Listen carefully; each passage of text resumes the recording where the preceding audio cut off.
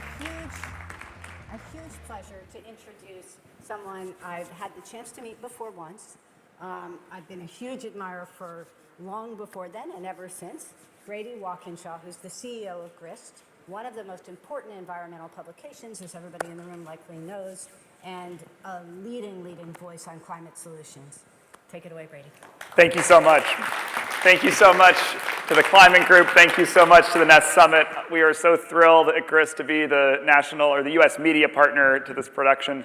I'm Brady Walkinshaw. I have the good privilege of getting to lead Grist. We're a national environmental media nonprofit.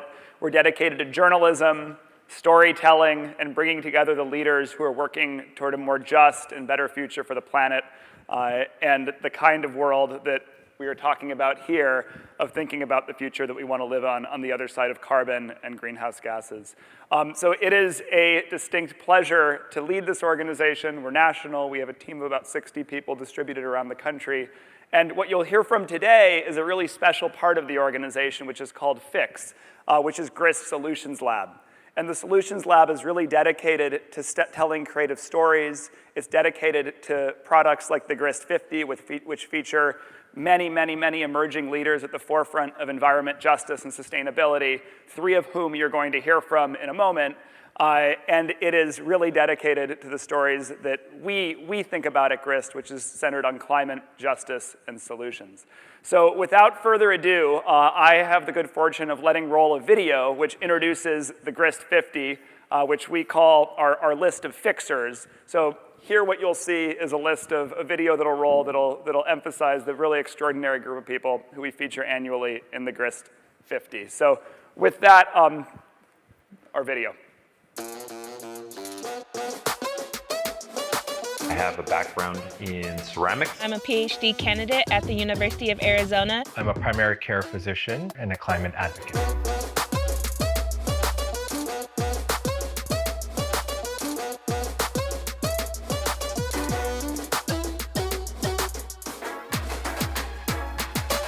We have a grassroots network of activists who are ready to throw down for science. If my feminism is intersectional, my environmentalism should be too.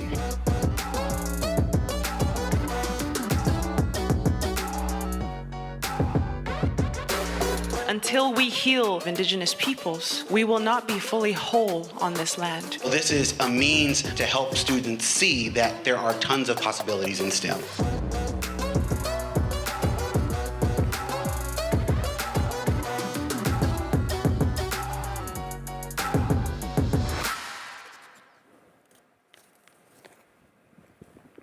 Well, thank you. So one of the most exciting things we get to do at Grist is to speak to and think about these leaders who are at the forefront of working toward a more just and better future. And I'm excited to introduce 3 of them with whom we'll be in conversation today. So the first is Jerome Foster. And Jerome is an American climate activist. He's a young leader. He's a voting rights activist. And he's currently involved as a White House advisor to the President of the United States and involved in the Council for Environmental Quality's advisory group. So welcome, Jerome. And has been featured on the Grist 50 list, as you can see. The next leader who I'm excited to introduce is Jill Kubit. Jill is the co-founder of Dear Tomorrow and Our Kids Climate Parent Network, and she uses her work with power and love and legacy to change hearts and minds on climate. So welcome, Jill. And lastly, excited to introduce another individual that we featured on the Grist 50 list, Isaias Hernandez. He's an environmental educator and digital creator, also known as Queer Brown Vegan, who uses Instagram and social media to talk about issues of environmental justice, veganism, and food waste. So welcome.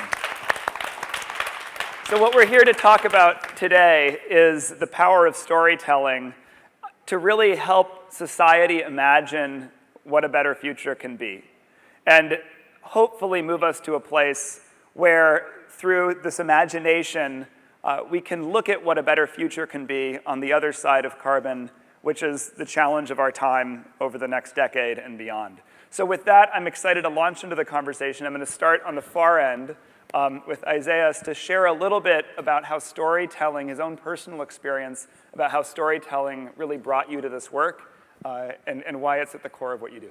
Yeah, thank you so much again for having me. And hi everyone, my name is Isaias Hernandez. I am an environmental educator and the creator of Career Brown Vegan. And my story started off when I was born in Los Angeles, California, living in Section 8 affordable housing, taking the public metro my whole life and living near toxic industries.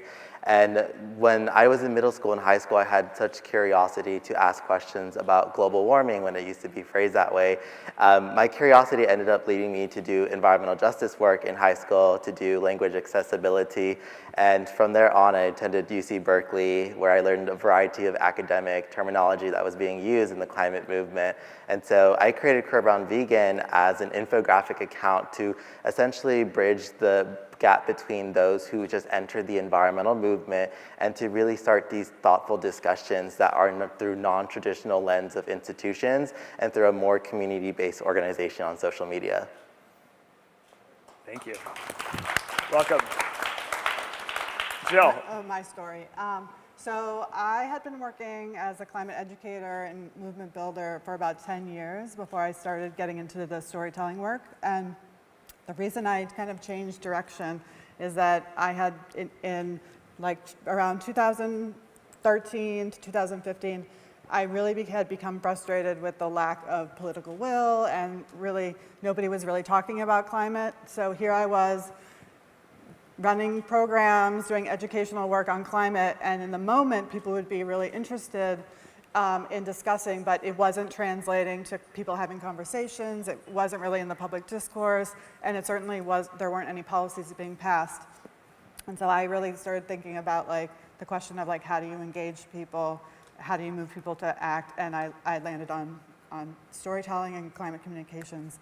So I quit the work that I was doing in the climate movement, and I co-founded a storytelling project, and I think we'll get into it more, so I can stop there. You're welcome. Jerome, maybe share a little bit about your story. Sure. My name is Jerome, and I grew up in Washington, D.C., in the southeast area, and I always kind of had a connection with nature, just growing up, going in creeks, going in the river, and just spending hours just hiking and understanding how just our natural world worked. And at the time, I wasn't really a climate activist. I was just really interested in nature. And I was more interested in just like astrophysics at the time, and understanding like how the broader world worked. But then I was like hearing all those stories about the rest of the universe, and I was like, why don't I turn that storytelling back on my own planet and learn about what's happening here? And that's kind of how I really, and I was like in middle school, high school at this time, and I was just like trying to figure out how the climate worked. And through reading and through just learning about how our planet was really reeling from the climate and ecological crisis, I decided to start an Instagram page where I just talked to my classmates about what climate is all about. And through that, of like about 3 years of organizing Instagram, I organized to around 400 of my classmates to basically go to the DC Council and basically legislate and testify for the passage of the Clean Energy DC Act. And through us just sitting in there for about 7 hours, talking with them, basically trying to get them to really make this policy happen, because at the time it was the most aggressive decarbonization bill in the nation, and like no one expected it to pass. Everyone was like, young people can't come in here and just be able to change the narrative, but we did, because as young people, we represent the future. And when every time we walk into a room, we remind them that this story isn't just about you and about your life, but it's about the children that you leave behind. And through that work and through more legislative policy and through more civic mass mobilizations, I saw the power of my generation and decided to continue acting. Exciting. So one thing that we think about a lot, and I think gets spoken about a lot, is this idea of changing narratives and shifting narratives on climate so we can help mobilize people to take action at a really large scale. And when we talk about that, I often think about what kind of specific narratives are we trying to change? And I was on a panel recently with Elizabeth Wilkerson, the author and activist, who actually pointed to something that made me think about this more. She brought up the term petromasculinity, and the idea that fossil fuels is really caught up in notions of masculinity in our country and globally, and thinking about ways that through storytelling, you might have electric trucks, EVs, that are in films like Fast and the Furious in the future, and ways that you might really think about what specific narratives you're trying to shift.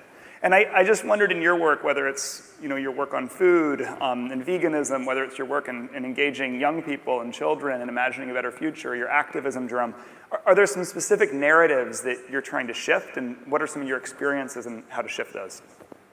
And maybe we'll start again with you.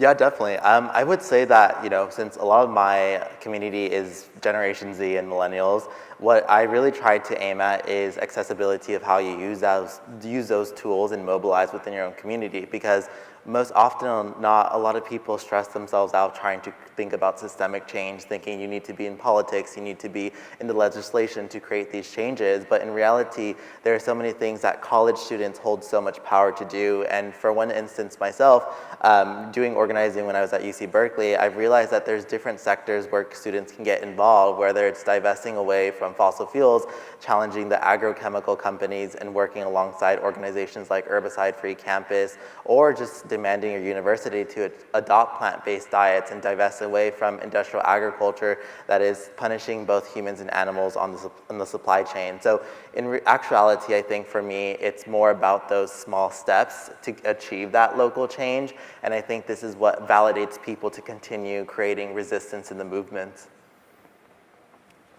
So I can go. So our work is really about trying to reduce the psychological distance that that people face, and although we are seeing the impacts of the climate crisis in communities around the world, we still kind of walk around. Many of us walk around in our day-to-day. We don't think about it as the emergency that it is, and so we are working on I think we're working on a very deep frame, which is to really personalize the climate crisis. So I think we could cue, maybe there's a slide of what the project is with the prompt, if there's an image. I can talk about it without the image. So there is, the way that the frame that we're looking at is we are asking people to imagine someone that they love, their child or their grandchild or themselves in the future. And we are asking them to imagine what it would be like if that person that you love opens up a message from you that's written today, and sharing your experience about how you felt about the climate crisis, what your vision for their future would be, and what you did to ensure that they had a secure future. And so this is a project called Dear Tomorrow that we founded in 2015.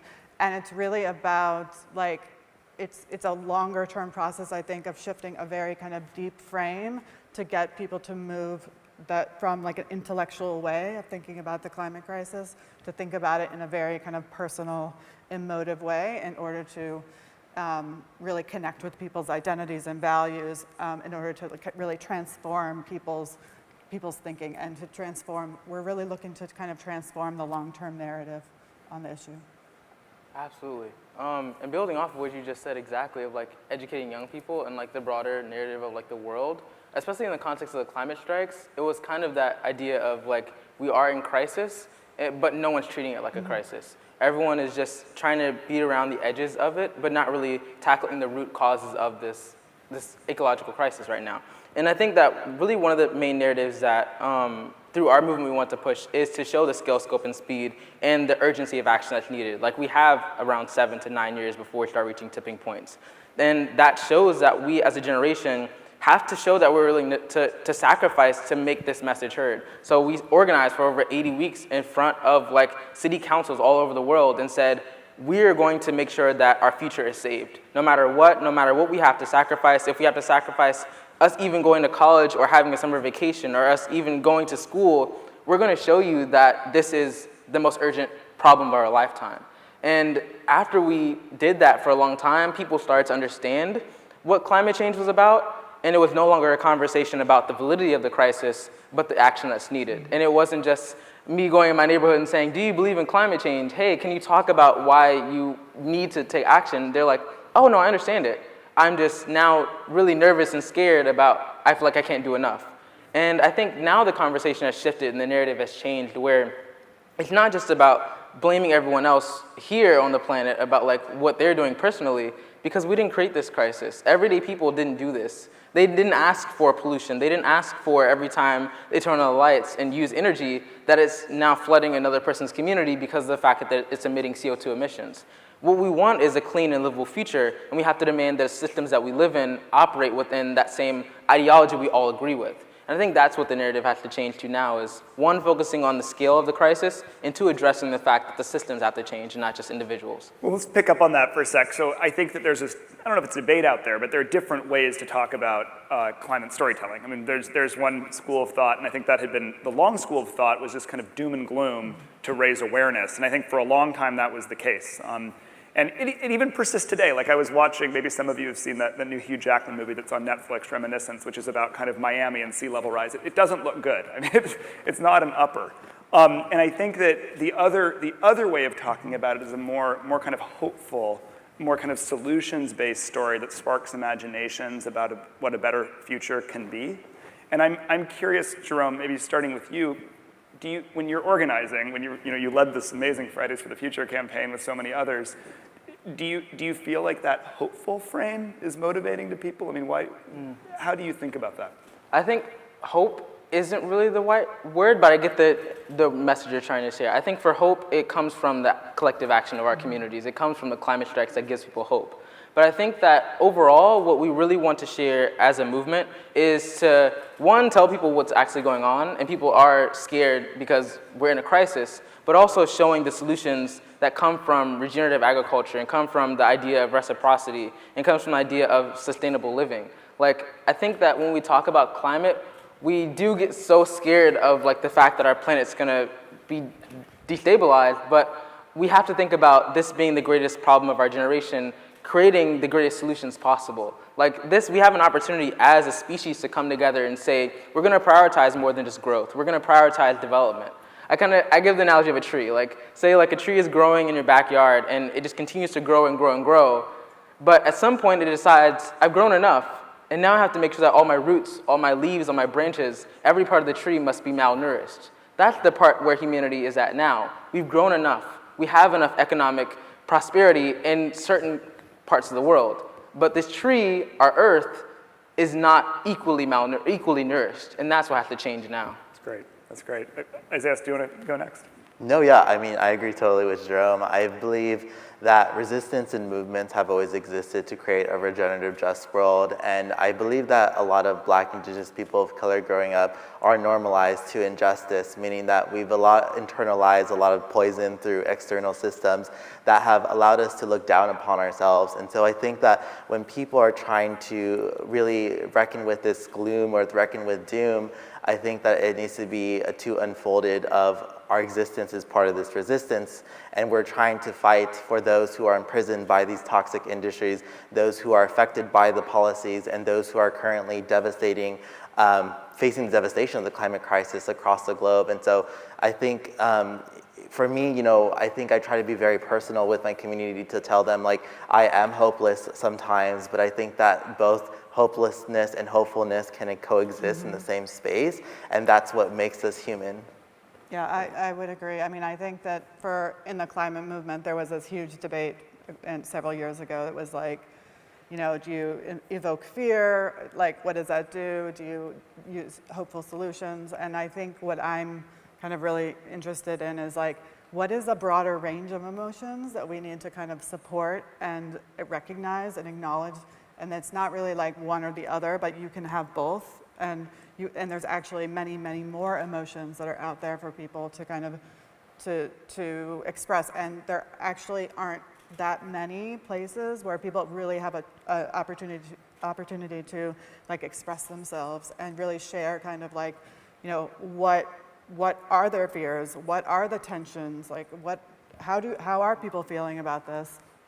And I think it's part of the process of, like, we need to go through a process of really understanding how we feel about this in order to then really be committed and be able to move kind of from the world that we're in to a new world. Jill, I want to pick up on that because I think that kind of especially with young people, a lot of your work is with youth and young people and children. There is a hugely emotional side to this, which is there's so much rising climate anxiety and very real kind of emotional depression amongst young people that the future just won't be the same that they'll inherit and grow up in. And I've thought about kind of how does storytelling tap into a very emotional feeling that I think is particularly strong right now amongst kids, and maybe even also kind of organizers who are young millennials and Gen Z. How do you feel about that with the Dear Tomorrow work? How do you see that showing up? Yeah, so, it's interesting because like Dear Tomorrow is an open platform. It's for anybody to use, and we have both individuals using it and groups using it. And so we've had students do the project. We have people who are parents and grandparents. We have people who are aunts and uncles, or people like writing to themselves. Like in the future, there's a range of people who have participated and groups that have participated. So I get to see kind of some of the differences in terms of where people are in terms of like their readiness to take action, or the kind of emotion that is there. And I think there's so much untapped emotion. Maybe we can listen.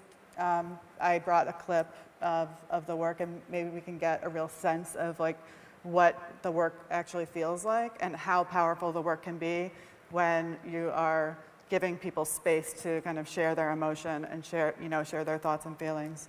So is there an audio clip? I think there is. The climate change world is anything but a proud legacy, my dear daughters. But you have given me gifts more powerful than despair. Wonder and curiosity, as well as the passion of my eldest and resolve. And for the beautiful, fragile places I love. We will look back on our time here and ask, what did I do? The coral reefs. And maybe more appropriately, what did all of us do when we knew that it was our honor to ensure your future was better than our own? That you had a future at all. Most days, empezó a tener un nuevo sentido, porque el futuro, I hope antes de ese gran momento, you explore this earth and find joy in it. And so this was an exhibit that we did. We invited 50 of the letter writers to give an audio clip and record themselves reading the letters that they had submitted. And then we put it together into this 46-minute loop, and we were invited on Governor's Island to do an exhibit. So we had the letters like all over the walls, and then you walked in and there was this, you could hear the audio of all the stories that we had told. And I think, some people went in there and were like, oh, it's like, there's like a lot of emotion in there. And some people went in there and sat and listened and just like felt and had like, you can like feel what people are thinking and what people are really grappling with during this moment. Do you have thoughts on that? I think that, especially thinking about the narrative of climate anxiety right now, it's a really unique time because COVID-19 was similar to that feeling of like the world was like trapped inside, but we knew that we had the solutions. Like people just weren't getting vaccinated. At the end of it right now, we're seeing is that like for so many months we were stuck inside knowing that if people just did what they're supposed to, we could return to normal. But just the fact that people didn't is like why we're trapped. And I think that's the feeling of climate change, where it's like we're in this perpetual feeling of a looming climate crisis, but the issue is that we have the solutions. And the solutions are waiting for us to pick them up and use them, but we just don't have the political fortitude and the social awareness to say, hey, politicians, either you do this or you're gonna get voted out, because we're tired of sitting and waiting for someone to have the courage to make action happen.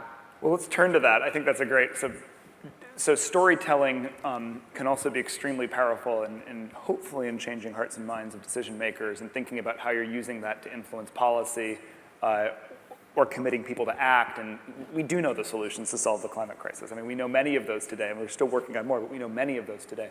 How do you, if you had a magic wand, like how would you amplify storytelling to exert more influence and pressure? Yeah, I think that it kind of goes back to before I was an activist. I was really just a computer programmer. I did a lot of like coding for virtual reality and artificial intelligence, and it was all about telling stories. The first virtual reality environment that I created was about a 5-year-old migrant traveling from Guatemala to southern Texas and telling the intersectionality of the fact that she was fleeing not just because of the political corruption, but because of the rising droughts. And the community that she was from, literally, they had said that because of rising temperatures, women couldn't have children in those communities, that it was unsafe.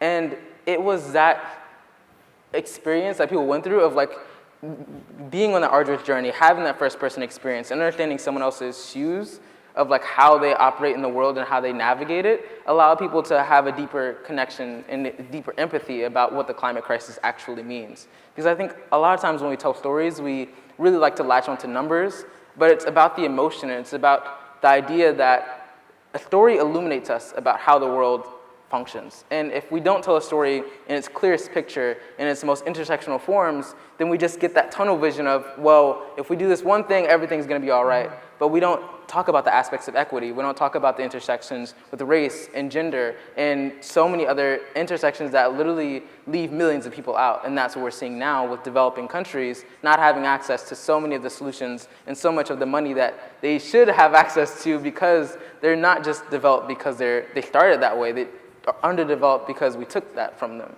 And now we have to look at it and say, hey, we've done this for so many years. And the climate crisis didn't just start with Industrial Revolution. It started with the idea of limitless extraction and the idea that you can continually and eternally extract from either natural resources, people, or communities.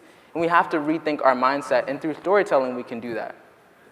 Isaias, do you have thoughts? Magic wand storytelling, how would you grow your message at Queer? Yeah, I mean, for those on the screen to show the illustrations if possible, but I'm a very visual learner. I think around 60% of the human population learn through images now. I really find it hard to just read text and try to like synthesize in my own information.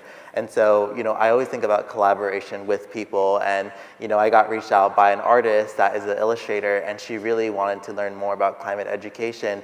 And so, we really teamed up together to kind of like visualize how we think about these concepts. Like, what is it to be representative in the images and concepts that you're talking about? Like, I never learned this in high school or in college, and if I did, it was really referenced through a white male's perspective. And so just being able to team up with a designer on this project and talk about what do we want this to look like and who do we want to give this to, it came out to a beautiful project. And because of this, like, it created change within education systems, especially with San Francisco Public State University adopting it into their curriculum. And so these are kind of realistic things that people need to get really invoked and to get this change in their minds, to be like, creativity is such a powerful tool in movements, and yet so many people are suppressed by this system to tell us we're not good enough to be these artists, whether you're a painter, designer, blogger, photographer, writer, anything like that. So I try to tell people to just always empower themselves and to seek community where they feel validated. Yeah, I mean, I love your talking about like the visual piece. I think, we communicate, the way to communicate and like change minds and to like really engage people is like visually through stories and through emotion. And like that is really well known in the marketing and communication sectors.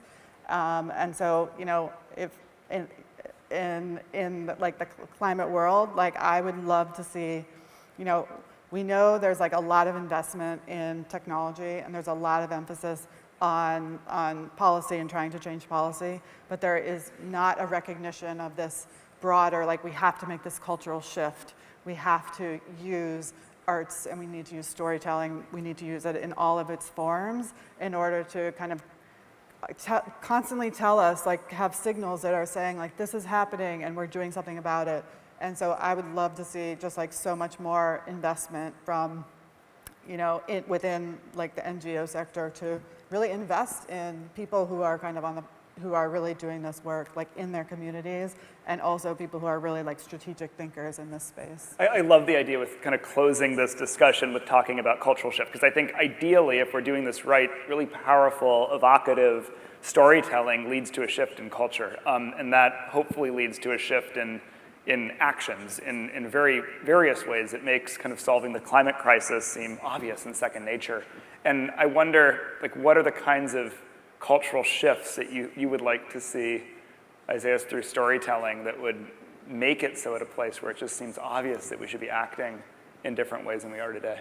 Yeah, I mean, I would say that both indigenous wisdom and Western science can coexist in the same spaces, but I really want to empower collectivized communities that have been disempowered by just capitalistic systems to tell them that their experiences or their cultural-based experiences are not valid to their environmental work. And this is what we often need in a lot of movements, is cultural experiences.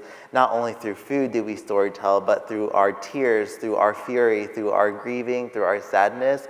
These are all such powerful emotions that people can bring into this movement, but yet a lot of us are afraid to be vulnerable because we've been told not to be so. So just remembering that to hopefully shift the culture narrative in a lot of people's minds.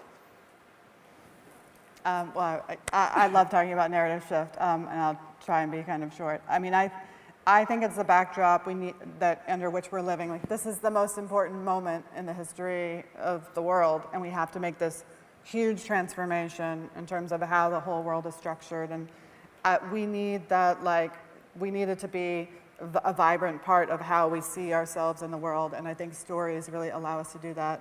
And I think, where we're headed is not just like the technocratic, fix it and have renewable energy. We really do need to think about how are we going to change our world so that we're using less things, people are created equally. We're dealing with racism and other issues around intersectionality. I think, and we have a more kind of collective society. I think there's a lot of big questions about what that future is that we want, and we really need kind of storytelling and arts and culture shift in order to imagine what that is, and then give us the tools to kind of walk through that door. That's great. Do you want to take the final word, Jerome?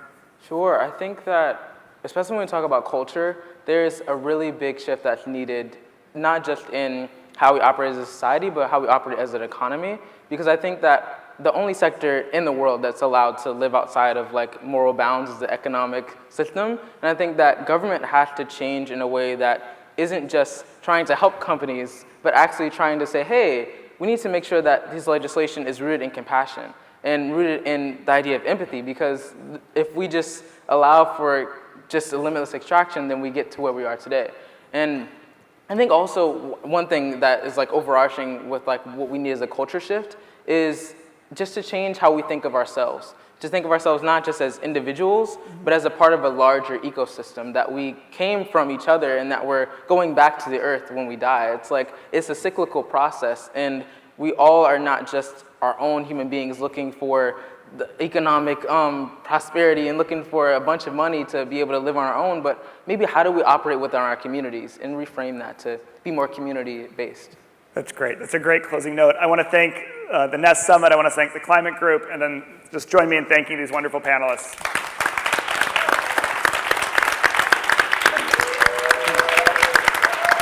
And just in closing, we're over time, but just in closing, these are just 3 people in a community of about 300 and 350 people that we've featured and included and profiled as leaders who are really changing the face of climate and working toward a better and more just future. And you can learn more about these extraordinary people at grist.org/fix. There's just a beautiful directory of other leaders who are also shaping the story of a better future. So thank you all very much.